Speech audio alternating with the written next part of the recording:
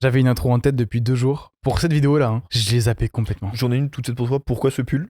Parce que moi, tu sais qu'il y a un truc d'écrit Regarde. dessus, je vais te poser une question tout de suite. Il y a quand même le nom d'un de tes produits sur ce pull. Le nom d'un de tes produits Apple. Oh, ça y est, j'ai compris. Donc c'est bon, tu l'as? J'ai toujours pas. Tic et tac. Parce que sache que par exemple, toi, tu as des SSD, des appareils. et Exact. Tu peux les renommer. Cet homme a plein de noms divers et variés. C'est hilarant. Tic et tac, ce sont mes AirPods. C'est tic et tac. Tic et tac. Exactement. Ok. J'ai une souris qui s'appelle Mickey Mouse. Sinon, j'ai un disque dur. Avant, c'était mon premier gros disque dur. Et comme c'est lui qui gérait tout le côté important, admin, papier, perso, etc. Et bien pour moi, c'est le chef des disques durs. Tu l'as appelé Captain America. Je l'ai appelé Abra Raccourcix. Je t'avoue que la première fois que je trouvais sur son disque aussi, j'ai fait genre waouh, c'est quelle marque ça qui fait des disques comme ça On sent que t'es un créatif, toi. J'ai un autre disque dur qui est au bureau là, donc chez Ouais. MyFly Carlito. C'était mon disque dur de travail qui regroupait tous les projets de MyFly Carlito. Et donc comme c'était un gros disque, je l'ai appelé Big Mama. Big Mama. Oui. Mais d'où ça te vient? Mais attends, moi j'ai une vraie question. Est-ce que tu mets longtemps à trouver les noms? Ou est-ce que ça te vient Ah non, ça me vient comme ça. Je prends le premier truc qui me vient en tête. Y a pas aussi Big Bisou? Big Bisou, c'est c'est mon téléphone. Si jamais vous prenez le train un jour et que vous voyez une connexion Wi-Fi disponible, c'est mon téléphone, c'est Big Bisou. Big bisou. Tu vois, regarde, j'en avais un autre. J'ai acheté ce disque-là parce qu'il avait une vitesse de tours par minute très très rapide. Comment s'appelle ce disque dur? C'est Schumacher. Non, mais non, on reste enfantin. Dessin animé, C'est Flash McQueen. ça aurait pu. Il y a une notion de tour? Il y a une notion. Oh, ça pourrait. Je vous laisse réfléchir. Un dessin animé que je regardais quand j'étais enfant. Qu'est-ce qu'il y a comme dessin animé dans l'enfance que ça va vite? Est-ce que déjà c'est un humain? C'est inspiré de quand même un vrai animal. Il y a des plumes. Ah, un truc qui vole. Un oiseau qui va vite. J'ai pas dit que ça volait. Hein. Il a des plumes, mais ce n'est pas un oiseau. Il a des sabots, mais ce n'est pas un cheval. Mon cerveau, il a redémarré. Vraiment? Il y a du bleu sur lui. Non, mais là, si vous l'avez pas, je peux pas rien faire pour vous. Plumes bleues. Oui. Vite. Vite. Des Il va. plumes vite qui Il y a volent pas pas. besoin de voler. Il y a pas besoin de Qu'est-ce qu'il y voler. a des plumes et qui volent pas, mec? Et il y en avait un qui voulait le tuer, mais alors vénère quoi. Est-ce que c'est un Disney? Je crois pas. Ça passait sur quelle chaîne? T'es fou ou un truc dans le genre, tu vois. Oui! Si! Ah, je l'ai! Je Oui. l'ai. Non, je l'ai pas. Je crois que c'est le Oui, dessin animé. lui c'est le méchant. Oui, en fait, j'ai un doute, mais Fais-moi son cri là.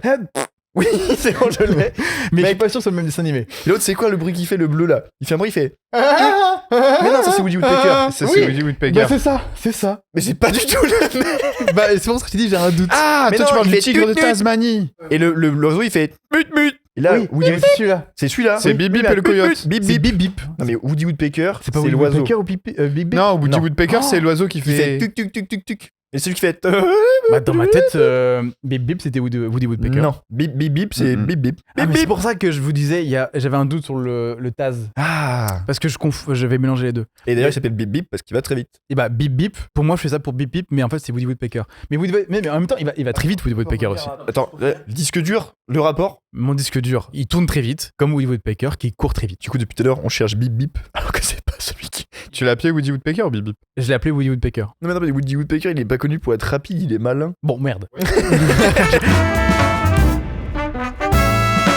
Est-ce que tu n'aurais pas soif par hasard? Extrêmement soif. Est-ce qu'il ne serait pas temps de lancer Écoute, l'introduction de moi, ce j'ai un podcast? truc à dire avant. Avant d'avoir soif, moi j'ai un peu faim. Ah oui. Ah, pareil. On a une petite nouveauté dans cet épisode-là, on a des bagnocchis. Ici, sur la pause M, tu peux retrouver plein de tisanes artisanales. Tu as donc brouillard cérébral, rêve lucide, repos éternel, nuit blanche, Coup de barre. Coup de barre, c'est au CBD, ça, non? pas sur cette saison-là. Leur nom n'est pas choisi au hasard, puisque je pense que tu as déjà vu les jeux de mots qu'on retrouve dans les tisanes de grande surface avec nuit légère, repos facile. Digestion rapide. On trouvait pas ça assez marrant. Vraiment, la tisane digestion rapide, entre parenthèses en dessous, après un kebab. Laxatif. Vraiment un laxatif du coup. Non, mais en gros, pour te dire, chaque tisane a un principe actif, si on pourrait dire, qui va vraiment de celle qui te détend le plus à celle qui, pour le coup, va te donner un gros coup de boost. Ça influe sur ton énergie globale. Nuit blanche, c'est vraiment... En découdre. Là où repos éternel, comme son nom l'indique, Ça va t'endormir. Voilà, donc on va pas prendre ça. Il y en a un autre qui me plaît bien, c'est celui avec les petites fleurs, là. Rêve lucide. Rêve lucide, ça a l'air bien, ça. Moi, je te conseille Rêve lucide. Je vais prendre celui-là. Tant que ça décuple ma créativité, moi, je suis chaud. mais toi, que prends-tu? Moi, je vais prendre brouillard cérébral. Très bien. Ça fait longtemps que j'ai pas pris une nuit blanche, moi aussi, tu sais quoi, parce qu'on va pas à chaque fois, mais je prends une nuit blanche. Je te file ton sachet qui est réutilisable. Parce que, regarde mes chaussures. C'est Wakita. Makita, c'est les outils, ça. Vakita. Wakita. Vakita, si vous passez par là, big up les refs. Non, mais j'ai un petit accent, c'est pour ça. Vakita, c'est des chaussures carottes et maïs, notamment. En fait, ça faisait longtemps que je pensais à ça. Je me dis, ça me rend fou d'avoir des chaussures qui ne sont pas éco-responsables et tout. Je veux pas faire un discours chiant, mais Juste, j'y pense et ça me faisait chier d'avoir un truc qui était pas sain, tu vois, pour la planète, etc. Et comme une fleur, la chaussure, elle est tombée au studio cette semaine. C'est quand même un bon gros coup de chance. Non, mais c'est quand même assez fou. Elles se sont retrouvées par inadvertance dans tes mains. Mais c'est ça, elles se sont retrouvées là. Et tu avais un choix. Tu pouvais dire oui ou non. Et j'ai dit oui. Voilà. Et ça me rend vraiment très heureux d'avoir ces chaussures-là au pied. Et donc, ça fait écho à ces sachets réutilisables, puisque ça me rendait fou. Moi, ça me rend fou. Écoute-moi, ça me rend fou. Ça, c'est un truc qui me rend dingo. T'achètes des tisanes dans les supermarchés et tu jettes tes sachets à chaque fois. Alors qu'on pourrait très bien les remplir. Non mais moi j'aimerais dire un truc parce que vous qui regardez la Pause M depuis quelques émissions maintenant, est-ce que tu cherches vraiment à assommer les gens maintenant avec la taille des sachets ou c'est comment? Parce que toi t'as pas vu mais avant les sachets étaient grands comme ça. Donc je te conseille de pas remplir un rabord. Non mais c'est possible que je me suis trompé de taille. Mais le truc c'est que je voulais des sachets réutilisables parce que je trouve ça beaucoup plus sain et logique et cohérent et c'est pas si facile à trouver. C'est très étonnant. Vous avez déjà été à Botanique ou pas? Botanica. Non, Botanique, le magasin Botanique. Et Villa Verde? Hein? Et Villa Verde. Qu'est-ce que tu racontes, Elion? Bref, il y a un magasin qui s'appelle Botanique où ils vendent essentiellement des arbres, des plantes. Il y a un rayon animaux où ils vendent de la nourriture pour lapins. Oui, ça sent exactement ça. Moi, je t'ai invité sur la Pause M, puisque sache que j'adore ce que tu fais sur ta chaîne YouTube. Alors déjà, un grand merci. Mais déjà, un grand de rien. Je voulais que tu continues dans ce mood-là, parce que t'as un parcours qui est assez drôle. T'as commencé avec le nucléaire, t'as fini dans la vidéo. Je trouve ça hilarant. En fait, ce que je fais sur ma chaîne, globalement, c'est du contenu à destination des créateurs. Mais ce que je fais, c'est que j'essaye de développer une patte artistique assez propre. Ça fait un peu pédant quand tu dis ça, mais ce que j'aime, c'est vraiment les beaux visuels, le beau plan, la texture, l'étalonnage. Du coup, ce que je fais, c'est que j'essaye d'incorporer ça dans les formats que je fais autour de tout ce qui gravite en fait autour de la création. Donc ça peut être ce que j'utilise, comment je vais utiliser ce matériel pour créer des vidéos, des courts-métrages. Voilà, globalement, c'est du contenu à destination des créateurs. Et là-dessus, on suit tes aventures. Je vois que tu fais du vlog depuis pas très longtemps. Pas très longtemps. Ouais. Premier vlog inaugurateur du format vlog était tourné ici, avec vous. Oui, c'est vrai. Et moi, ce que j'adore là-dedans, c'est que justement, dans le vlog, c'est pas juste du vlog comme on peut retrouver dans du divertissement sur YouTube en abondance. C'est toujours très léché, très travaillé. C'est le vlog que je préfère, je crois. Merci. En fait, tu fais beaucoup de plans où tu mets des voix off par-dessus, plus que tu mets tout en live avec. Tu poses plus tes cadres. À mon avis, vous faites de la vidéo depuis longtemps. Vous voyez un peu ce que je veux dire dans le sens où le format vlog, t'as plusieurs types de formats vlog. C'est-à-dire que t'as le format vlog où ça dure 18 minutes et on te dit alors là il est 15h35, je vais me faire un petit bol de céréales et tout. Tu vois, moi ce genre de choses, je le mets pas dans mon vlog ou alors je le mets dans une séquence un peu accélérée. Le but, c'est pas de raconter ma vie, c'est de raconter une histoire. Pour moi, c'est deux choses différentes. Ce que j'essaye de faire, c'est que quand je fais un vlog où je sais que je vais filmer sur place, j'arrive avec une thématique en tête. Ouais. Donc, je suis pas en train de raconter ce que je fais là sur le moment même, quoi. Globalement, j'essaye de suivre une espèce de ligne narrative. Ouais, t'as un axe. C'est comme NIT. Il voulait lancer ses vidéos sur YouTube, etc. Et moi, j'étais en mode, mais... Enfin, non, c'est moi qui t'ai dit ça. C'est pas toi. C'est moi qui t'ai dit, va sur YouTube. Fais-le. Vraiment. Quoi? Qui a dit? C'est moi qui ai dit. C'est qui dit? Non, c'est moi qui dit. Moi, j'ai envie et lui, c'est moi que je fasse. Non, c'est moi qui dis. Toi, t'as envie et lui, il dit. Oui, moi, je dis. Mais qui a dit? C'est mon patron. Je suis mon propre patron. Non, mais en fait, le truc, c'est que je l'ai eu en stagiaire il y a de ça 3-4 ans, tu vois. Je me souviens que vous faisiez des plannings ensemble. Je me souviens des stories. Ah, les plannings. Les plannings de sortie des vidéos et tout. Sauf que je me suis très vite rendu compte qu'il n'était pas fait pour être derrière la cam, mais plutôt surtout devant la cam. Il avait des choses à dire, il a une personnalité très originale, une patte bien à lui. C'est très bizarre de dire ça à la troisième personne quand t'es à côté de moi. C'est vraiment très drôle. Là, t'es en train de te faire saucer. Ah ouais. C'est pour ça que j'écoute. Mais j'ai pas dit que j'aimais son personnage. Hein. Voilà. Merci d'avoir. J'en pense que du mal, voilà. Pas trop quand même. Non, mais je suis forcé de le reconnaître, tu vois. Et j'insiste absolument pour lui dire, mais lance-toi vraiment sur les réseaux. T'as plein de choses à exprimer, t'as une sensibilité assez développée, lance-toi, tu vois. Et à chaque fois, c'était en mode, oui, je vais le faire. Là, dernièrement en août, je lui ai dit, on était en voiture ensemble. On allait au même endroit, vu qu'on venait dans la même voiture ensemble. On était dans la même voiture, mais on n'allait pas au même endroit. Différents. Je me rends compte un peu qu'il n'était pas essentiel de préciser ça, mais on allait au même endroit, vraiment. Et je lui ai dit, je n'arrive pas à l'arrivée si t'as pas créé ta chaîne YouTube. Et donc, dans la voiture, 10 minutes après, la chaîne YouTube était créée. Et ça m'a rendu heureux pour lui. Mais va à ton rythme, hein, mais... C'est tout un processus, mais je pense qu'une fois que le pas est fait, ce sera bon, et je pense que je vais que kiffer. Mais le fait de se lancer en tant que créateur, d'assumer que tu partages tes pensées, moi, ça me fait peur. Prom Duck, tu vois, genre... Parce que moi j'ai passé 7 ans, 8 ans à faire de la photo. Moi je fais des photos, je fais des captures d'images figées et elles racontent bien ce qu'elles veulent, tu vois. Mais il n'y a pas à ce moment où tu te mets devant une caméra et tu as tes expressions. Tu te livres beaucoup plus en fait en vidéo. Bah en fait, tu t'exposes en faisant ça. Oui, je rebondis sur ce que tu as dit qui est très intéressant. Parce que moi j'ai filmé un vlog de nos voyages en Finlande très récent avec Elion. Sauf que il fallait que je pratique pour comprendre. Et je suis parti sans aucune attention. Juste je filmais. Ce qui fait que c'est très cool. J'ai un dérush qui est hyper drôle, plein de vannes dans tous les sens et tout. Mais là, pour monter après un bout à bout où il y a une structure, ça va être un vlog vacances, tu vois. Il n'y a pas de fond. Un enfer. C'est genre du divertissement pur et dur, mais c'est Alors, tout. j'ai un truc, est-ce que je peux te conseiller quelque chose qui pourra peut-être servir à des gens qui sont un peu dans ce délire-là de j'ai filmé un tas de trucs, je sais pas quoi en faire. Moi, Conseille-moi. attends, vous savez quoi? Moi, je vais surtout me mettre là dans le bord du canapé avec ma tisane et mon badoki et je vais vous écouter comme jamais. J'assiste à une conférence en direct, c'est hyper agréable. En gros, ce que je fais, c'est que ça m'est déjà arrivé sur des projets d'avoir plein de rushs et de sais pas quoi en faire. Du coup, Glisser Corbeil. non. Fini. Fin de la conférence. En gros, là, par exemple, tu vois, j'ai fait le tour du Mont Blanc l'été dernier avec un pote. Mais moi, j'ai fait vlogger style 100%, un peu comme toi en Finlande finalement. Tu racontes un peu ce que tu vis, tout ça, mais tu racontes vraiment pas grand-chose d'intéressant en termes d'histoire de ce que c'est tu... très superficiel sur Voilà. ce qui se passe et comment C'est tu du vis, quoi. commentary en live de ce que tu es en train de faire. Moi, mon cheminement de pensée pour essayer de voir ce que je peux en faire, c'est me dire qu'est-ce que je fais aujourd'hui, à qui est destiné mon contenu et qu'est-ce que ça m'a apporté sur un plan un peu personnel, tout ça. Ce que j'essaye de faire, c'est de regrouper un peu tout ça et de me dire qu'est-ce que je peux faire comme histoire à partir de ça. Donc, ce qui va se passer, c'est que tu as filmé tout un tas de trucs sur place, mais après, je vais faire une voix off, je vais probablement faire quelques passages b-roll que je vais tourner chez moi, où je vais raconter, moi, l'histoire dans laquelle j'ai envie de les emmener. Et cette histoire-là, c'est, en gros, ça m'a permis de m'aérer l'esprit, de revenir plus créatif qu'avant. En fait, c'est un peu ça le truc qu'il faut que tu trouves. C'est-à-dire que c'est un peu ce qu'on appelle aujourd'hui la veine dorée sur les réseaux. Dans ce sens-là, c'est vraiment qu'est-ce que tu dis qui résonne avec ta communauté. Tu peux pas aujourd'hui faire une ouverture d'un display Pokémon, je vais décorer mon appart et un autre truc. Si t'es un créateur qui n'est pas suivi, ça ne va pas marcher. Mais tu peux prendre tous ces trucs-là et mettre un peu ça sous, moi, le thème de la création de contenu. Comment je crée mes vidéos, qu'est-ce que ça m'apporte, trouver un peu un fil conducteur narratif, un peu dans toutes les vidéos. Tu as créé un lien du coup avec toutes ces idées et tu as créé une intention. Tu es parti en disant juste je filme ce qu'il y a et je vis l'expérience à fond. Et après, tu as trouvé un axe ou une écriture. En fait, tu as écrit au montage. C'est un peu ça l'idée. Et j'essaye quand même, quand j'ai une idée en tête de vidéo, d'avoir quand même une forme d'histoire qui... Ouais. Mais c'est ce que je lui disais aussi, c'est que faire du vlog et tout, c'est hyper intéressant et on pense à tort qu'on part juste filmer, on vit l'instant présent et que ça va le faire au montage. Mais c'est pas très vrai. Moi, par exemple, avec les gars ici, McFly Carlito, qu'on part en vlog, donc quand c'est les chips breads, quand c'est livrer le Galva à Marseille, quand c'est partir à Montréal, on est beaucoup sur l'improvisation, ce qui se passe, les rencontres. On rebondit sur les opportunités, tu vois. Là-bas, il se passe des trucs et on se dit, tiens, si on va à fond là-dedans, ça va être intéressant pour le contenu, etc. Mais il y a aussi beaucoup d'idées déjà réfléchies de base, en mode, il faut qu'on fasse telle ou telle activité. Il y a déjà une sorte d'écriture, un rythme qui est déjà trouvé avant de partir. Par exemple, tu vois, pour les Galva, on savait que en partant à Marseille, pour récupérer le Galva, c'était l'écriture de la thématique.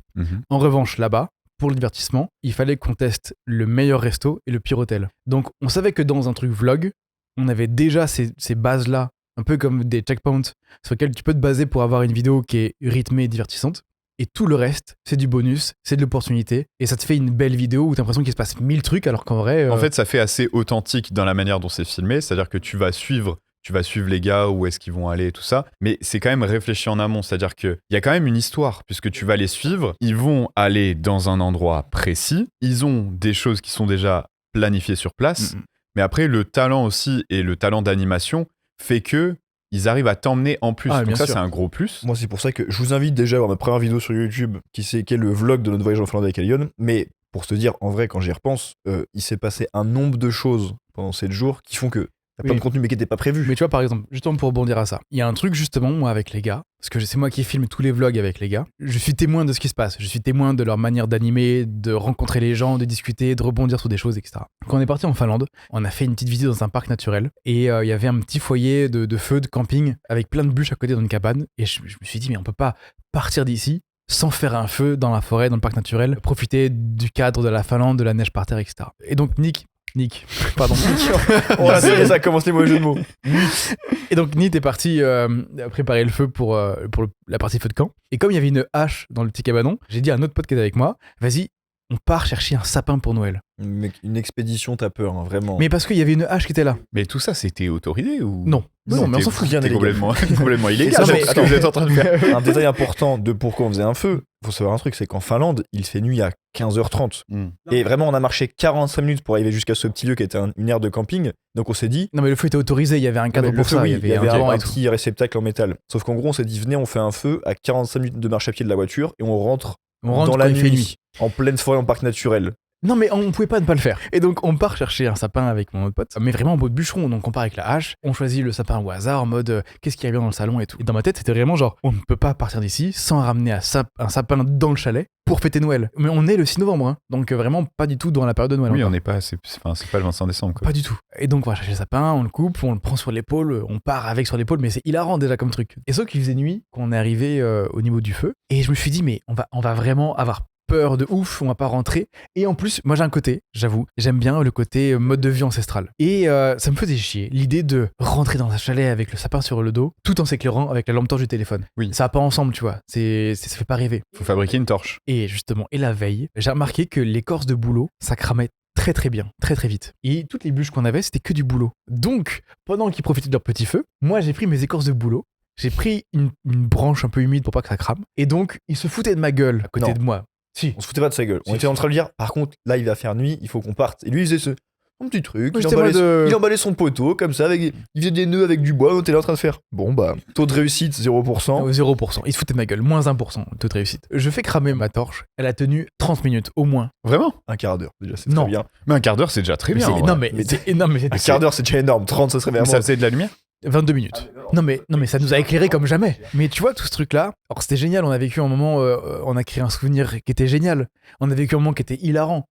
Mais ce que je veux dire par là, c'est que on n'était pas parti dans le parc en mode on va récupérer un sapin et faire une torche. On le savait pas, tu vois là. On a improvisé. Mais par contre, si j'avais pas fait tous ces vlogs avec McFly et Carlito avant, peut-être que j'aurais pas pensé à assumer, aller au bout de la pensée de on prend la hache, on va couper l'arbre, on va au bout, on s'en fout. C'est pas vraiment légal. Et pareil pour la torche, je me suis dit, je vais au bout des choses parce qu'il y a une opportunité, il y a quelque chose, ça peut faire du contenu pour le vlog, c'est marrant, et pour nous, ça crée un souvenir. Lui, en vlog, c'est génial. Ouais, tu bah, marches dans la arrête, forêt, il se passe il a rien, plein d'idées. il dit imagine, je suis un ours. Et il part à 5 ou 10 mètres, il se met par terre à 4 pattes, il fait regarde, j'attaque. Et il te court en disant Ça ressemblait à tout sauf un ours, mais le il y plan, aura pas- encore il une y aura fois, pas tout de l'extrait, suite. il y aura pas Si, l'extrait. l'extrait Il y maintenant. aura l'extrait avec une image. Bref, sache que avoir quelqu'un qui sait ce que c'est qu'animer, comme il dit par rapport au gars, c'est génial. Parce que chaque fois que je filmais, j'ai que des plans où il y a des trucs cool en fait, tu vas exploiter. Même peut-être un peu trop. Non, mais ce que je veux dire par là, c'est que même quand tu pars pas forcément avec des idées en tête, si tu vois et saisis les opportunités, Oui. en réalité, t'en as plein. Par exemple, pour le Pétanque Explorer, on a fait le vlog des coulisses du Pétanque Explorer. À un moment, McFly passe à côté d'une fontaine et il dit je vais me baigner. Et c'est une fontaine qui est au milieu de la ville, tu vois.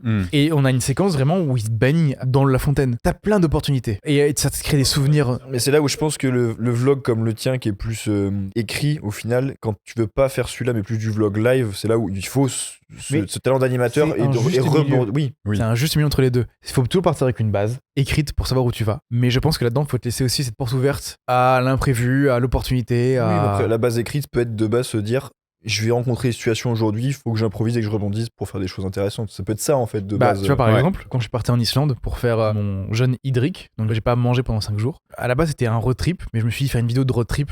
Il y en a 15 000 qui existent, surtout en Islande. Et il me fallait un concept un peu plus pour YouTube, un truc ancestral, etc. Et j'avais le côté jeûne que j'avais en tête depuis très longtemps. Et je me suis dit, tiens, je vais lier les deux. Mais le jeûne était que un fil conducteur.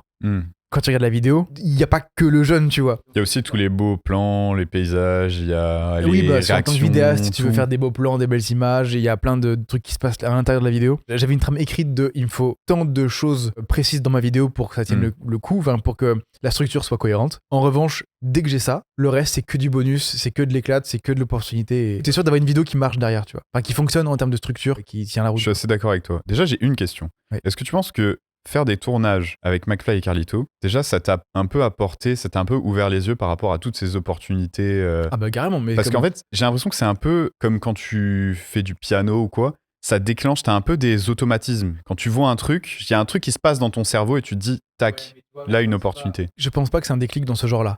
moi, le déclic que j'ai eu, au-delà de saisir l'opportunité, il y a un truc qui est lié à saisir l'opportunité, c'est avoir confiance en soi. Et en fait, être avec les gars, ça m'a appris à avoir plus confiance en moi, à oser. Et quand tu oses tout de suite, t'as beaucoup plus d'opportunités qui se présentent à toi. C'est avoir confiance en soi dans le sens où t'accordes moins d'importance à ton image, dans le sens où tu te vois pas à travers le regard des gens, en fait, c'est ça. Cette confiance de créateur, en fait, c'est une confiance que quelqu'un qui crée pas des vidéos peut pas comprendre. C'est pas la même que juste arriver dans la rue et crier d'un seul coup, tu vois. C'est très compliqué, hein. En fait, moi, je trouve que je me suis fait une réflexion. Il y a un truc qui est très frappant, c'est que je sais pas si ça vous fait exactement la même chose que moi, mais moi, quand je vais dans un pays à l'étranger et que les gens ne parlent pas ma langue, j'en ai absolument rien à faire de me filmer dans la rue. Ouais. Non, c'est vrai. Mais en France, quand je sors ma caméra en mode vlog style, du fait que les gens me comprennent, ben je suis en mode non, je peux pas et tout, barrière, machin. Alors qu'en fait, tous, dans les faits, ces gens-là, ils vont rentrer chez eux, ils en ont absolument rien à faire de toi. Ah bah c'est clair. Non, puis même s'ils en parlent après en mode quelqu'un qui se filmait et tout.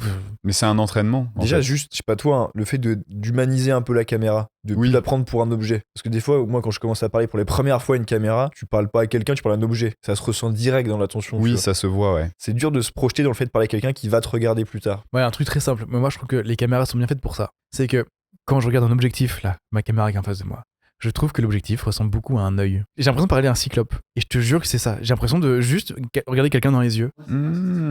Ça, c'est vraiment pas idiot. Bah voilà, je vous donne mon petit tips. Mais après, au fur et à mesure du temps, je trouve que plus tu fais des vidéos et moins tu y penses à la caméra. En fait, il y a un truc qui est très différent aussi, c'est que quand t'es vidéaste, notamment créateur sur YouTube, tu te vois en vidéo.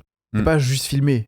Tu te vois en vidéo derrière. Quand tu vois ta réaction, comment t'es gêné quand tu filmes les premières fois, tu fais oulala, faut que je change ça tout de suite. Ouais, mais c'est une grosse problématique parce que même si la première fois t'es quand même ultra gêné, pour moi il y a toute une phase au milieu où t'es moins gêné quand tu te filmes toi-même, mais t'es pas très bon animateur. On ne naît pas, je pense qu'il y a 1% de la population qui naît extrêmement bon animateur, mais 99% des gens qui sont très bons animateurs aujourd'hui, c'est quelque chose qu'ils ont forgé à la sueur de leur front au fur et à mesure du temps. Bah, c'est l'expérience. Donc en fait, t'es obligé de passer par là. T'es obligé de commencer à sortir des vidéos qui vont être nulles au début. Nulles, pas dans le sens ça ne vaut pas la peine d'être regardé. Parce que ça vaut la peine d'être regardé, en particulier par celui qui a fait la vidéo qui est nulle, pour que, voilà, de fil en aiguille, puisse devenir meilleur. Par rapport à ça, justement, quand j'ai commencé sur YouTube, donc j'ai commencé en 2015, eh bien, j'étais en mode, j'ai envie d'extérioriser, de montrer au monde ce que je peux faire, etc. Je savais très bien que c'était de la merde parce que on fait tous de la merde quand on commence. C'est évident. Mais je voulais garder les vidéos sur YouTube pour montrer aux gens que dans 5 ans, dans 10 ans, quand je ferai du contenu plus qualitatif, montrer aux gens d'où je viens, pour rassurer les gens, pour leur dire on a tous commencé pareil, ne vous inquiétez pas, c'est normal, c'est humain, etc. J'avais vraiment ce côté-là je voulais vraiment garder les vidéos sur ma chaîne pour montrer l'évolution, pour que les gens prennent confiance en eux, etc. J'ai enlevé les vidéos maintenant. J'ai enlevé les vidéos parce que... J'ai fait exactement la même chose. Parce que je me suis rendu compte que 10 ans plus tard, les gens vont venir sur la chaîne et en fait, ils vont juste regarder la vidéo au moment présent, sans ce recul de « Ah bah c'était il y a 10 ans, je suis plus indulgent ». Non. En fait, ils vont pas du tout ressentir ce que toi, t'as envie qu'ils ressentent. Ouais, exactement.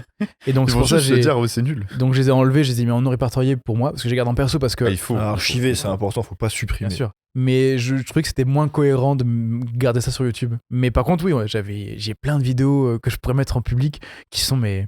Pépites aujourd'hui. Pépites qui sont terribles. J'ai exactement la même chose que Ma première vidéo, parce que moi j'ai fait beaucoup d'effets spéciaux, je voulais devenir VFX artiste. Ouais, compositeur FX. Et la première vidéo que j'ai faite en effets spéciaux, c'est moi qui fais comme le film Hancock avec Will Smith où il saute et il vole. Cette vidéo-là, je sors de chez moi, le portail de chez moi s'ouvre. Déjà, le premier plan, c'est le portail qui s'ouvre. Ça dure vraiment genre 1 minute 30. Le portail s'ouvre en temps réel, tu vois. C'est très très long. Je marche avec un charisme terrible. J'ai une confiance en moi, mais abominable. Enfin, maintenant, beaucoup. je veux voir. Tu m'as teasé, je veux voir cette vidéo. Et à un moment, j'arrive sur la route. Mais il faut imaginer que je suis habillé avec une veste en cuir qui me va pas du tout. Mais t'avais déjà un peu des notions de film, de tournage, de caméra, tout ça. J'aimais ça comme n'importe qui aime le cinéma, tu vois. Mais j'avais travaillé le truc un peu. Tu m'y avec quoi? Avec le Lumix GH2. Waouh, c'est époque, ça. Ouais. Mais je suis plus tout jeune, moi, les gars. Oh, j'ai trop hâte de voir la qualité de la vidéo. Tout est génial. Et bref, du coup, je filme et tout. J'arrive sur la route. Et là, on entend. Et vraiment, en faisant un prout, le prout me fait tremplin comme une fusée et me fait sauter. La vidéo, elle est pépite. Mais je crois que Alors vous, je vous la montrerai, mais vous, là, vous avez que la description. Et je pense que l'imagination est pire que la vidéo, et ça me fait mourir de rire de vous laisser là-dessus. Mais en tout cas, voilà, on a tous commencé avec des trucs un peu cringe, et là, je crois que c'est le meilleur exemple. Mais après, pour un peu rebondir sur le format vlog, parce que je pense que c'est assez intéressant, parce que j'ai l'impression que nous, enfin, en tout cas dans le YouTube français, le divertissement, c'est ce qui occupe la plus grosse place dans le YouTube français. Oui, bien sûr. Ce qui n'est pas forcément le cas partout. Dans les faits, il y a des YouTubeurs et des communautés dans d'autres langues, c'est pas tout à fait la même chose qu'en France, j'ai l'impression. Et t'as des grosses communautés autour de, par exemple, la tech, le développement personnel. Développement personnel, c'est hyper présent sur la scène internationale et un peu moins en France, j'ai l'impression. Alors peut-être que je connais pas vraiment les créateurs, mais... dire, c'est comme la télé, un peu de manière générale, le divertissement, c'est ce qu'il y a le plus sur la télé aussi. En fait, mais il y a un truc, c'est que le divertissement, c'est le format qui touche le plus vaste monde. Il y a un plus grand écart entre les plus jeunes et les plus vieux, entre le sexe, l'âge, le sexe, le cadre social. Je pense que le divertissement, c'est le truc qui s'adresse au plus, enfin, qui est accessible par le plus de personnes. Mais par contre, tu vois, je sais qu'il y a une grosse communauté vidéaste, par exemple, sur YouTube et les réseaux. Oui. De gens qui aiment la tech, qui aiment les caméras, l'image, etc. C'est une grosse communauté. Mais par contre, la cible est plus petite et du coup, on en entend moins parler. Mais je trouve qu'au niveau du contenu qui est proposé, parfois, en France, j'ai l'impression qu'il y a quand même un peu un certain retard. Je pense que tu as des petits créateurs assez niches qui vont exploiter un peu peut-être ce qui se fait sur la scène internationale, mais on a quand même notre conception propre en France de... Moi, je suis pas tout à fait d'accord. Ce qu'on nous met le plus en avant, c'est ce qui marche sur YouTube et c'est ce qui rapporte de l'argent. Donc le divertissement est ce qui prend la plus grande part. Parce que du coup, ça rapporte pas du tout autant de faire du développement personnel, tu vois, ou... Mais attends, il y a un autre truc aussi, c'est que, en fait, ce qui marche a assez peu d'intérêt. En termes de diversité créative, je sais qu'aux États-Unis, par exemple, c'est très divertissement, c'est ça qui marche le plus. Paradoxalement, assez peu de créateurs sur YouTube différents par rapport aux non-habitants en France, tu vois, je veux dire, le ratio. En revanche, la France, même si c'est peut-être le divertissement qui marche le plus, il y a beaucoup de créateurs diversifiés de plein de thématiques différentes. Il y a une grande culture très différente. Il y a beaucoup de créativité en France. Je suis assez d'accord, il y a plein de gens qui poussent tous les autres créateurs à devenir des meilleurs créateurs, je pense. Mais le truc, c'est que j'ai l'impression que la place du divertissement, en termes de vues, ça cannibalise un peu les vues. Mais après, c'est assez logique. Le divertissement, comme je te disais, c'est le format qui attire le plus de monde diversifié. Il n'y a pas plus de femmes qui regardent le divertissement ou plus d'hommes. C'est tout le monde, oui. C'est tout le monde. Non, mais je suis d'accord. Ça attire autant les jeunes, les moins jeunes. Ça attire les différentes régions. Ça compte aussi. Différentes régions, différentes villes. Je suis d'accord.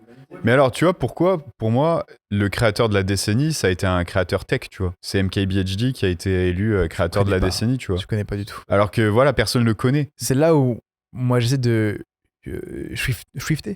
Switcher. Voilà, j'avais le mot. Non, tu n'es pas un Swifter, ce n'est pas Taylor Swift, on se calme. C'était justement que tu peux mélanger les formats. Tu peux faire de la tech, il n'y a aucun souci. Mais tech ne veut pas dire que tu fais de la tech qui n'est pas divertissante. Tu peux très bien faire de la tech divertissante. C'est pas indissociable. Et je pense que c'est ça qui est très important aussi, c'est que moi, le format là, que j'essaye de développer maintenant, avec le recul que j'ai depuis des années à faire des vidéos sur YouTube, etc., c'est de rendre mes vidéos plus accessibles aux gens. Oui. Plus accessible dans le sens que ça peut attirer plus de monde différent, plus d'âges différents, plus de milieux sociaux différents, etc. Mais est-ce que toi, par exemple, est-ce que tu penses que tu as trouvé ta niche et tu veux rester dedans, ou est-ce que genre le divertissement, ça pourrait t'intéresser comme faire d'autres choses, tu vois? En fait, c'est assez particulier. J'ai l'impression que quand on dit vlog, t'appuies sur un bouton et là, c'est maintenant, on abandonne un peu les concepts et c'est vraiment un truc au fil de l'eau, un peu sur le moment. Vous voyez ce que je veux dire ou pas? Alors qu'un vlog, ça peut être tout et n'importe quoi. Par exemple, la dernière fois, j'ai reçu un ordinateur, j'ai fait une vidéo dessus. Pour moi, c'est un vlog. Tu dis ce que t'en penses, tu l'as reçu, tu montres que tu l'as reçu. Tu pourrais tourner ça de manière vlog, tel qu'on le décrit un peu en France. C'est « Ah, regardez, aujourd'hui, les amis, j'ai reçu un ordinateur, on va le déballer ensemble. » Tu le déballes. Mais si tu le déballes de manière cinématique avec une voix off, pourquoi est-ce que ce serait pas un vlog, tu vois? C'est juste que c'est plus travaillé, t'as une ligne narrative, tu racontes quelque chose. En fait, le vlog, pour moi, il faut pas que ce soit une excuse pour faire du contenu fainéant. Le concept de vlog, pour moi, il faut vraiment trouver sa patte, il faut essayer de travailler un peu le fond et la forme aussi, en faisant en sorte que ça prenne pas trop de temps, quoi. Il y a un truc que tu as dit, c'était par rapport au fait de trouver sa patte. Et justement, c'est ça qui est hyper important, je pense, quand t'es créateur, c'est que au lieu de vouloir juste divertir, s'amuser, ou faire du contenu, reproduire du contenu que t'as déjà vu ou je sais pas quoi, je pense qu'il faut déjà se trouver en tant que créateur, genre qu'est-ce que tu veux apporter toi à la plateforme, C'est ça. peut-être d'original ou qui te correspond. Et en fait, si ça te correspond, ce sera forcément original parce que ça te correspond. Et c'est un parcours qui est très compliqué. Moi, ça m'a pris la tête pendant très longtemps. Quand j'ai créé ma chaîne perso après le Takum où on était un collectif, il fallait vraiment que je crée une DA particulière, un truc qui me ressemble. Mais j'étais en mode, mais qu'est-ce que je veux faire déjà sur la plateforme? Qu'est-ce que je veux présenter? Quelles sont mes intentions, mes motivations, mes objectifs à travers la chaîne? Qu'est-ce que je peux apporter d'original à la plateforme? Je vois ce que tu veux dire parce que en fait, il faut se mettre un peu pour moi dans la position de. C'est pas dans la position de qu'est-ce que moi je veux faire, qu'est-ce que j'ai envie de créer, qu'est-ce que j'aime, mais de se mettre plutôt à la place des gens et de se dire qu'est-ce que moi je peux apporter à ces gens-là, qu'est-ce que ces gens-là ils vont trouver d'utile. Le but, c'est de faire des vidéos qu'on aimerait regarder, je pense. Bien sûr, on est tous. Mais c'est un truc qu'on a un peu tendance à oublier, tu vois. Parce qu'il y a beaucoup de choses qui rentrent en compte. Tu veux faire des vues, bien sûr. Tu veux développer une communauté, donc tu commences à réfléchir. Bah, qu'est-ce que les autres font, qu'est-ce qui marche? Oui, mais tu deviens hyper stratégique en mode il faut faire des vues et. Il faut pas s'oublier non plus, mais faire du contenu pour les gens et pas pour nous, ça, je pense que c'est un concept qui est vraiment mérite d'être. Bah, tu vois, j'en parlais avec Kevin Tran, justement, du Rire Jaune. Et dans les contenus qu'il présente, il m'avait dit, de toute façon, il y a toujours un compromis à faire entre toi, ce que tu aimes, et ce que les gens veulent voir. Il y a toujours un compromis à faire parce que si personne regarde ta vidéo, t'as pas de thunes et faut bien que tu vives de ton métier, etc. Donc nous, notre métier de créateur sur le web, mais comme n'importe qui, un sportif qui n'a pas de spectateurs, son sport ne va pas être connu, il va pas pouvoir être payé pour faire son sport. C'est pareil pour nous en tant que créateur.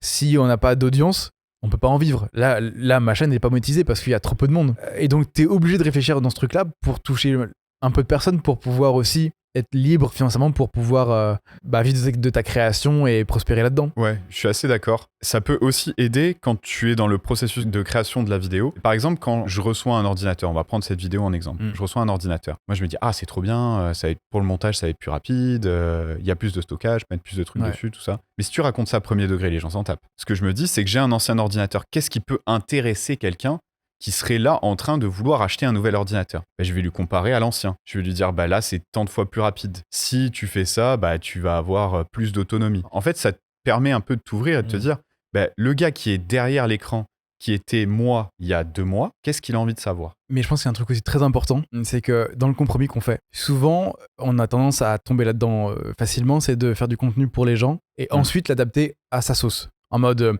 je fais ce concept-là parce que je sais que ça va toucher du monde, et ensuite je rajoute un peu ma patte de moi, créateur, sensibilité, etc. Et je pense que le vrai travail, il est inverse. C'est plutôt, déjà, sois toi-même, fais le contenu que tu veux, qui te ressemble, et ensuite, rends ton contenu accessible pour les gens. Et je pense que c'est plutôt un travail dans ce sens-là, qui fait que, du coup, tu as une communauté qui te ressemble, qui te suit pour ce que tu es, pour ce que tu défends, pour tes valeurs, pour tes goûts. Toi, tu te trahis pas parce que tu es toujours en train de faire du contenu qui te ressemble, qui te plaît. Et voilà, je pense que le mécanisme, il est plus dans... Je fais d'abord un truc qui me parle et ensuite je l'adapte pour les gens, pour le rendre accessible. Je vois ce que tu veux dire, ouais. Mais du coup, c'est un peu la même comparaison pour moi dans la musique. C'est-à-dire que, est-ce que tu vas faire de la musique 100% originale tout le temps?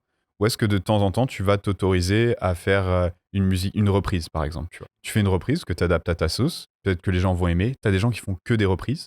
Tu as des gens qui font que des musiques 100% originales tout le temps. Puis tu as des gens qui font un peu un entre-deux. Ouais, après, c'est différent parce que la chanson, tu as interprète, qui est un réel métier à part entière. Du coup, tu interprètes des chansons des autres. Ou après, t'as auteur-compositeur qui sont aussi une autre facette de la musique où c'est toi qui écris le truc. Mais c'est encore différent parce que tu peux être que interprète, tu vois.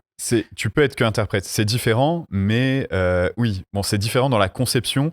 Mais si tu veux, en termes de produit fini sur une plateforme, tu vas catégoriser un artiste, un créateur. Et pour moi, c'est un peu ça aussi. C'est-à-dire que tu prends un créateur, tu peux faire du contenu 100% original, admettons 95% du temps.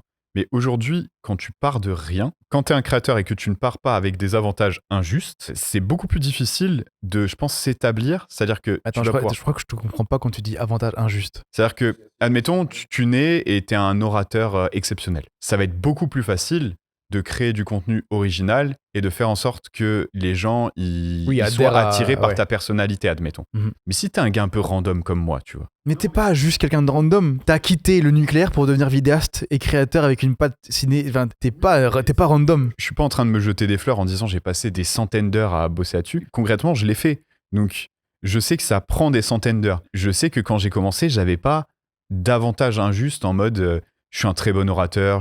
Non, j'ai passé vraiment des heures et des heures, comme vous, j'imagine, à bosser là-dessus. Mais j'étais pas non plus talentueux, je sais pas quoi. J'ai juste pris de passion. Et pris de passion, j'ai pas calculé mes heures et je me suis intéressé. Et... J'étais un énorme timide de base. C'est-à-dire que de base, j'étais plus timide que la timidité, tu vois. Donc quand Voilà. je pense, avec 10 ans de recul, tout que pareil. maintenant je suis là à parler à une caméra, à me filmer et tout. Oui, mais carrément. Il y a eu du taf aussi, tu vois. On est très loin, je pense, nous, des orateurs nés aussi, tu vois. Donc, Ouais. Moi, c'est moi, trim.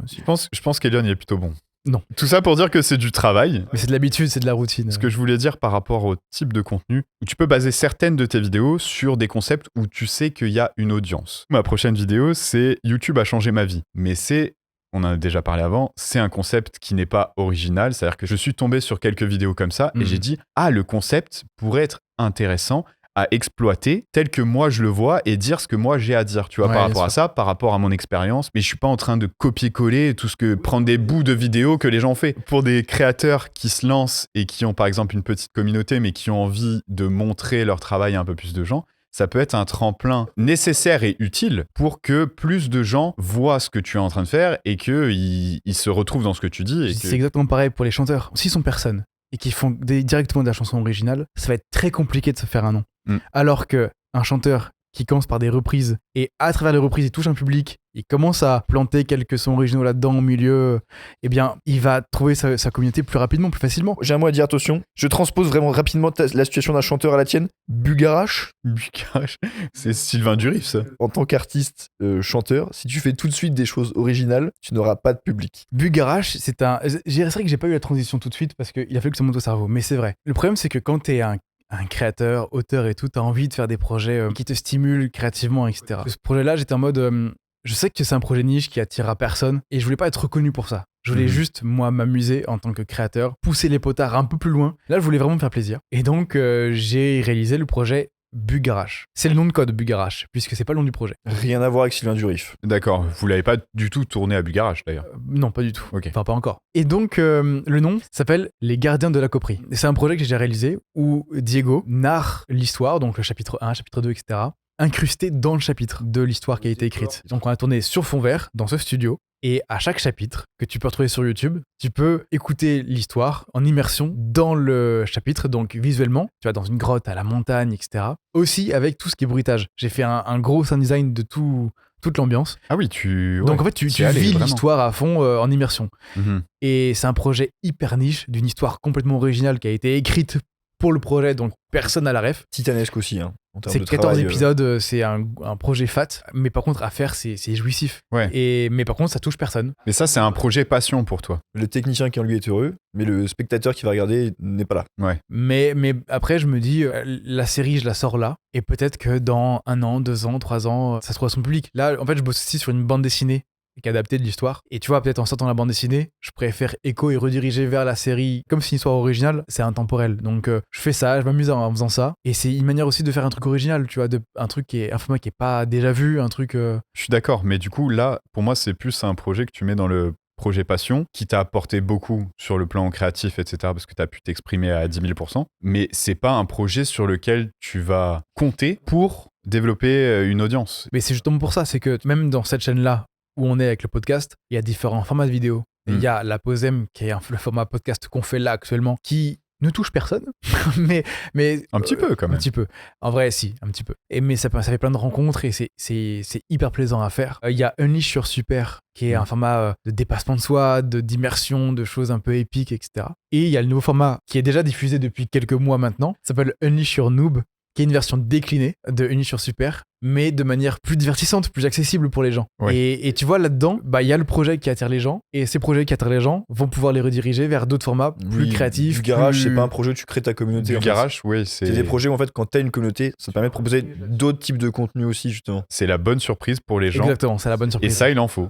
Mais tu vois, le Unleash sur Noob, qui est du coup le format de divertissement pur et dur sur ma chaîne, c'est pas un truc déjà fait ou refait et tout, c'est vraiment un truc que j'ai décliné d'un format déjà à moi. En fait, j'ai joué avec moi-même, avec mes codes à moi, tu vois. Du coup, je propose un format original, mais accessible pour les gens. L'objectif, c'est que les gens restent là pour ce que tu fais, en fait. Oui, bien sûr. Et pour toi. Dans tous les cas. Peu importe ce que tu sors, il reste là pour toi, quoi. Mais il faut être assez régulier quand tu as plusieurs concepts aussi. Tu peux pas sortir une vidéo par mois. Mais là, en fait, il faut être réaliste aussi. C'est que à l'heure actuelle, j'ai 3 monteurs qui bossent pour moi. J'ai accès à des studios de ouf. j'ai un budget alloué au projet. C'est un luxe de ouf que j'ai maintenant, après plus de 10 ans faire des vidéos, tu vois. Donc évidemment c'est un luxe et je peux être productif maintenant parce que je suis accompagné par une équipe. Il n'y a pas si longtemps j'étais tout seul et du coup je priorisais les projets. T'es obligé. Et du coup je priorise des choses qui sont plus mainstream pour toucher plus de monde. Mais c'est bien de garder cette casquette créative de ta patte à toi, tu vois. Juste ne pas reproduire un concept qui existe déjà. Et je trouve que tu le fais très bien toi. Tu vois, genre quand, en même temps le vlog, c'est pas partie d'un vlog là, quand t'as défait ta caméra. Si, pour moi, c'est un vlog en fait. Parce que je raconte le fait que je répare ma caméra. Ouais, oui, je comprends. En fait, donc pour moi, c'est un concept de vlog. Mais là-dedans, tu vois, t'as chiadé ta lumière, t'as plusieurs axes cam, tu l'as chiadé ta vidéo déjà. Elle est simple, mais tu l'as chiadé. J'essaye, mais. Oui, mais tu l'as fait, elle te ressemble. Si tu l'as remarqué en tout cas, ça me fait plaisir. Et c'est pour ça que j'aime bien tes vidéos, c'est que à chaque fois, je sais que je vois une pépite qui est travaillée par un mec qui aime ce qu'il fait, tu vois. Et c'est ça que j'aime bien dans ce que tu fais. Merci, c'est l'objectif. Après, tu regardes ça aussi d'un œil de techos. Attendez, pourquoi TikTok ça marche? C'est qu'il y en a plein qui s'en branlent de la qualité de l'image. Toi, tu fais plus attention. Oui, mais plein parce que d'autres moi, personnes. c'est mon dada, tu vois, j'aime ça. Et c'est pour ça aussi que les TikTok, je consomme pas TikTok. D'ailleurs, c'est hilarant. Chez McFly et Carlito, d'ailleurs, si vous avez des concepts de vidéos de TikTok de jeux à faire, dites-les moi en commentaire parce que c'est moi qui propose les concepts aux gars. Donc, c'est moi qui valide les idées. Je vous dis ça comme ça. Ce que je veux dire par là, c'est que je bosse pour les gars en tant que auteur TikTok, vidéaste TikTok. Enfin, je suis là pour les verticaux. Je ne regarde pas TikTok. Je ne supporte pas TikTok. Ouais. Et c'est hilarant. D'ailleurs, Camille, qui est leur agent, elle se fout de ma gueule à chaque fois. Et je déteste ça parce que c'est du vide intersidéral. Je suis 100% d'accord avec toi. C'est du divertissement négatif. C'est-à-dire que en plus, tu vas même pas te souvenir de tout non, ce et que en t'as plus, vu. le problème, c'est que même s'il y a aussi du positif, il y a plein de gens qui font des choses créatives. Voilà. Ça, c'est bien. Il faut le mettre en avant. Encore, c'est bien. Mais le problème, c'est que c'est tellement des contenus courts et intenses et tout que je retiens rien. Ouais. Et donc en fait, même si t'as l'impression d'apprendre des choses, en fait t'apprends rien, t'as juste perdu ton temps. Donc même les contenus intéressants sont pas si intéressants. C'est mon analyse très perso et voilà. Donc je vois aucun intérêt à consommer TikTok perso, sauf les vidéos de McFly et Carlito parce que je suis payé pour ça. Donc matez les vidéos, s'il vous plaît. Non mais au-delà de ça, je m'amuse beaucoup à les faire. Puis c'est dynamique et rapide en fait. C'est ça qui est fun. En fait, avec à filmer, c'est un bon moment entre potes à faire. À regarder, moi c'est pas ma cam perso, tu vois. Ben vraiment, sur Shorts, il y a 2-3 trucs que je regarde. Je regarde les shorts de McFly et Carlito. Mais t'as un amour, toi. À un moment donné, je suis tombé sur leurs shorts et je regarde moins les longs formats. Par contre, les shorts je pense que c'est les seuls youtubeurs français dont je regarde les attention, shorts. T'es tombé sur un short d'une vidéo ou t'es tombé sur un short d'une création originale? Je suis tombé sur la vidéo où vous jetiez les trucs sur la table et vous mangez du cassoulet. T'es content. Ça, c'est une création personnelle. Voilà. Parce qu'à l'époque, je trouve que les gars, après c'est Denis qui l'a fait tout seul, c'est qu'ils rediffusaient que des extraits de leur propre vidéo YouTube, sauf que TikTok c'est une plateforme à part entière maintenant. Tu vois, en fait, les gens ils ont déjà accès aux vidéos longues, faire une redite en vidéo courte, pas intéressant quoi. Non, par contre, quelquefois c'est fabuleux. Il y a des petits concepts comme ça qui percent. C'est que moi je propose des concepts de verticaux. Donc par exemple, il y a eu À qui appartient ce prout? Je l'ai vu cette vidéo. Eh bien, ils ont tellement kiffé que c'est devenu une vidéo sur la chaîne principale. Et il y a aussi Les Pères Mix and Twist avec Jérémy Nadeau. Ça, c'était juste un petit vertical, un petit jeu que j'ai proposé, genre un jeu memory, mais avec des associations d'aliments. Et en fait, c'était tellement drôle qu'on l'a adapté en version chaîne principale. Et donc, il y a des crossovers comme ça qui sont faits et c'est hilarant, tu vois, quand tu prépares juste toi, un petit concept de vidéo TikTok, short et compagnie. Et ça devient un vrai concept à part entière. Bah, c'est assez gratifiant pour toi puisque ça veut dire que c'était finalement une bonne idée. Carrément. C'est pour ça c'est amusant de faire ces vidéos-là. Mais regardez quand même du YouTube 16/9 avec du grain et de l'émulation de film, s'il vous plaît. Et non, je voulais juste dire un truc, c'est que j'ai teasé le truc comme quoi t'es passé du nucléaire au fait d'être vidéaste, parce que j'ai même pas dit ce que t'étais. T'es vidéaste pro en fait. Oui, freelance, auto-entrepreneur, ouais. Ok. C'est ça, vidéaste pro. Et qu'est-ce qui a fait que t'as swifté? Il faut que t'arrêtes avec Taylor Swift, c'est fou. C'est pas un swifter. Du coup, on fait la présentation à la fin. Oui, non, parce qu'en fait, moi ça m'intéresse vraiment. C'est qu'est-ce qui a fait que t'as quitté ça? Qu'est-ce qui a fait que tu voulais faire du nucléaire surtout? Oui, parce que bon. Non, alors, en gros, on va faire très très court. J'ai toujours eu la passion de la création. Ça, c'est un truc, ça m'a jamais quitté. Mais j'ai jamais vraiment concrétisé des gros projets avant. Ouais. Toujours un peu la fainéantise. Ouais. Non, moi, je pense pas que t'étais fainéant. Je pense que tu faisais pas des choses qui te plaisaient. Voilà. Du coup, on m'a dit, bah, t'es bon en maths, essaie de trouver un truc un peu comme ça. T'es bon en maths, fais du nucléaire. Non, au collège. Du coup, j'ai fait sciences de l'ingénieur après au lycée. Après, on m'a dit, bah, mets tes vœux post-bac. Et moi, j'ai dit, bah, voilà. Puis, de toute façon, j'avais juste envie de jouer à FIFA à l'époque. Donc, laissez-moi tranquille. Moi, tant que je joue à FIFA et League of Legends, je suis content. Donc, j'ai mis des vœux et j'ai mis 2-3 écoles d'archi. J'ai pas été pris. DUT génie civil parce qu'il y avait un peu des maths, un peu mesuré sur des feuilles et tout ça. On m'a dit, t'es bon là-dedans. J'ai écouté les gens. Je me suis retrouvé là-dedans. Après, je dis pas que j'ai pas du tout kiffé. J'ai quand même un peu kiffé. J'ai passé du bon temps là-dedans. Je me suis fait des super potes. Mais oui, je suis tombé là dans le nucléaire, pas parce que je kiffais ça, mais parce que ils sont venus à l'école, ils ont dit on voudrait recruter quelques gars à vous. Ils m'ont pris moi. Je pense avoir fait du bon taf et honnêtement, je pense même que j'ai bien kiffé, tu vois. Mais après, en fait, au bout d'un moment, tu sens que t'as la création, t'as un vide un peu créatif en toi. Et ça, je me suis dit, bah là, je vais avoir 30 ans. Avant la trentaine, il faut que j'ai fait un move un peu où je me dise, t'as quand même essayé, tu vois. Ouais, bien sûr. Pas de regret. Et voilà, pas de regret. Et au pire, on voit ce que ça donne. Mais pour le moment, je regrette pas du tout d'avoir fait ce choix-là, quoi. Mais ça a été dur ou pas de faire ce choix de shifter? Arrête, je vais te shifter la gueule, moi. Bah en fait, tu sors, t'es quand même dans une zone de confort. Après, le truc qui a un peu catapulté ma décision, c'est que ma copine était sur Paris, moi j'étais à Lyon. J'avais envie de déménager sur Paris pour plein de raisons, parce qu'il y avait mes potes, ma famille, tout ça. Et je me suis dit, bah Paris égale plus d'opportunités aussi. Ouais. Donc oui, prendre la décision de dire je quitte tout et je me lance là-dedans dans le vide, en fait, tu fais un saut dans le vide, c'est compliqué, mais quand tu l'as au fond de toi, de toute façon ça va pas partir, donc autant le faire parce que tu vas t'économiser des regrets, quoi. Mais moi, ce truc-là, moi quand j'étais du coup au lycée, mon père aurait adoré que je sois ingénieur, comme mon grand frère, ou médecin. Je voulais être gynéco-accoucheur quand j'étais plus jeune. C'est très spécifique. Oui, c'est très spécifique, j'adorais ça. À quel point étais-tu jeune quand tu... Primaire. Ok. En CE2, je voulais être gynéco-accoucheur. Je jure que c'est vrai.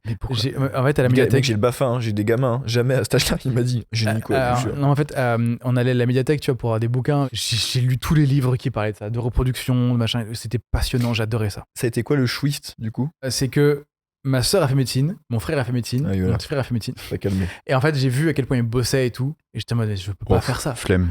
Et en fait, moi, j'ai toujours voulu être acteur. Et ce côté créatif, artistique et tout. Après, bon, il y a eu différents éléments déclencheurs chez moi, mais j'ai pas tout raconté là. Il y a eu plein de petits trucs qui ont fait que ma voix, c'était plutôt le côté artistique et pas le côté scientifique, médecine, etc. Mais t'as aucun membre de ta famille qui est dans la création, en fait? Non, je suis William Petit Canard. Ça, c'est marrant quand même que t'aies vraiment personne dans la création dans ta famille. Toi, il y a zéro. T'es vraiment un alien dans ta famille, toi. Ouais, mais tu vois, j'en ai parlé avec ma mère il y a pas très longtemps, et elle aurait voulu avoir une vie plus dans la créativité, tu vois, être pianiste, etc. T'as eu les gènes du regret, toi. Et en fait, je crois que c'est ça, c'est qu'elle a pas pu s'exprimer parce qu'en tant qu'aînée de famille, elle a dû prendre la responsabilité de sa famille, ses frères et sœurs, etc. Ouais. Notre époque aussi. Hein. Oui, notre époque. Et elle a dû intérioriser tout ce truc-là, tu vois. Et je pense que j'ai dû récupérer cette fibre artistique chez elle. Okay. Mais après, c'est des non-dits, des choses inconscientes, tu vois. C'est des trucs que j'ai ressentis moi. Hein. Mais du coup, dans le milieu artistique m'a beaucoup plus intéressé. Je me réalise beaucoup plus là-dedans. Et 100% j'ai fait le bon choix, tu vois. Parce que c'est mon choix à moi. De toute façon, tu le sais quand t'as fait le bon choix. Oui, en vrai, quand t'es là où t'es censé être, tu le sais, quoi. Et t'es heureux, là? En vrai, oui, je dirais que je suis heureux. Il joue dans la troupe du Jamel Comedy Club et je me suis promis de ne plus jamais refaire de vidéo avec lui. Venez découvrir le nouvel épisode de La Pause M avec Kino.